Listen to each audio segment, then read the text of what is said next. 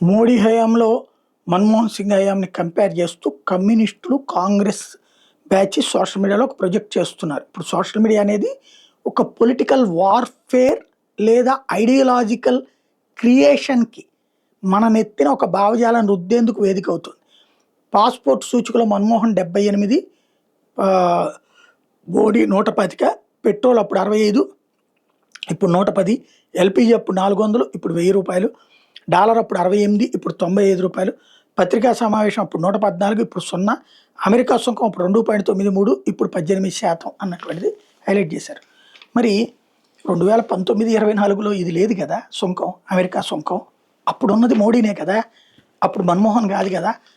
ఎప్పుడు ట్రంప్ రెండోసారి వచ్చాక జరిగింది. అంతర్జాతీయ యుద్ధాలు, ఈ గొడవలు అప్పుడు లేవు కదా.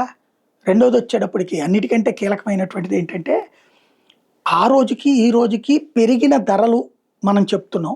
అదే సందర్భంలో పెరిగిన ఆదాయాలు కూడా చెప్పాలి కదా. దేశంలో ఇప్పుడున్నటువంటి పరిస్థితి ఏంటి? దేశంలో ఉన్నటువంటి వాళ్ళలో ఆహార భద్రత అన్నది ఇప్పుడు ఫుల్ ప్లెడ్జ్డ్‌గా ఉంది. అలాగే ఆ రోజుల్లో రూ. 10,000 సంపాదించడం అంటే, అదే జీవితానికి అతిపెద్దదైనటువంటి ఆదాయం. దాదాపుగా 70% మంది జనం 10,000 సంపాదించేవాడు. ఇప్పుడు 10,000 అనేటటువంటిది ఒక నార్మల్ కొట్లో గుమస్తా సంపాదిస్తున్నాడు. రూ. 25,000 కూడా సంపాదిస్తున్నారు జొమాటోలోను, స్విగ్గీలో. కాబట్టి ఆదాయ వనరులో తేడా వచ్చింది.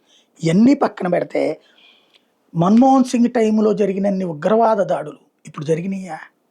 కరోనా, యుద్ధాలు లాంటి అంతర్జాతీయ పరిణామాలను తట్టుకొని నిలబడ్డాం.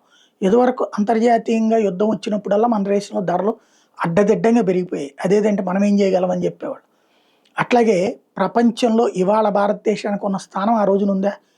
ఏం అక్కర్లేదు. ఒక్కసారి నరేంద్ర మోడీ ఇవాళ విదేశాలకు వెళ్ళినప్పుడు అక్కడ అగ్రనాయకులందరూ G7 దేశాలతో మీటింగులప్పుడు, లేకపోతే గనక ఇంకా ఇతరత్రా మీటింగులప్పుడు అక్కడ ఉన్నటువంటి అగ్రదేశాధినేతలతో ఎలా బిహేవ్ చేస్తాడు?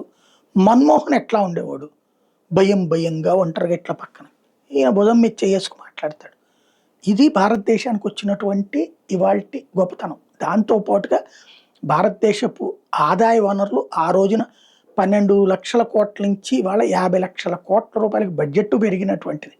కాబట్టి ఖచ్చితంగా నేను ఇది తప్పు పట్టను. ఎందుకంటే ఈ కంపారిజన్ చేయడం వల్ల కొంత వీళ్ళు దారి తప్పకుండా కంట్రోల్ అవుతారు. అందులో అలాంటి విమర్శ చేయడం తప్పు పట్టను.